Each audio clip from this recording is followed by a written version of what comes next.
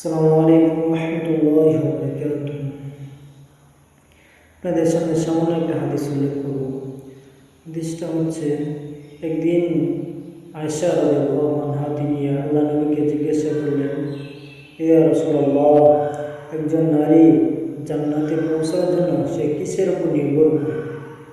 তখন নবী করিম সাল্লাল্লাহু আলাইহি ওয়াসাল্লাম উত্তর দিলেন, আয়েশা, যে নারী চারটা কাজ করতে পারবে সে আল্লাহ পাকের জান্নাতে পৌঁছে যাবে, এবং ওই নারী যে কোনো দরজা দিয়ে ইচ্ছা ওই দরজা দিয়ে সে জান্নাতে প্রবেশ করতে পারবে।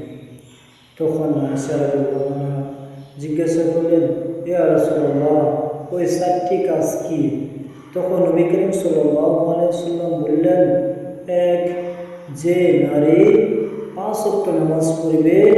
2 নম্বর, যে নারী নিজের লজ্জাস্থান হেফাজত করিবে। 3 নম্বর, রমাদান মাসে রোজা রাখবে। 4 নম্বর, যে নারী স্বামীর আনুগত্য করবে, স্বামীর কথা মতো চলবে, ওই নারী কিয়ামতের দিন আল্লাহ পাকের জান্নাতে যে কোনো দরজা দিয়ে ওই নারী জান্নাতে প্রবেশ করবে। সুবহানাল্লাহ।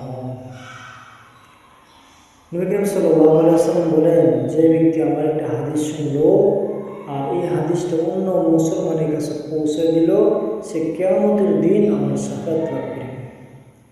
আশা করি সবাই ভিডিওটা শেয়ার করে দেবেন এবং অন্য ভাইদেরকে শোনার সুযোগ করে দেবেন। আসসালামু আলাইকুম।